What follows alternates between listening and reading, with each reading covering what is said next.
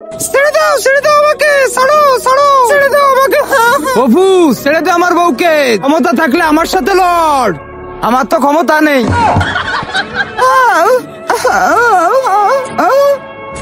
বাবা এই নাও গুল খাও আর শুরু করে দাও।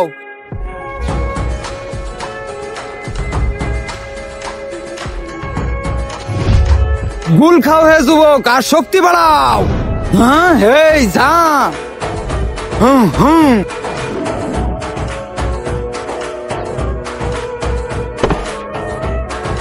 আরে সবগুলো যায় এবার।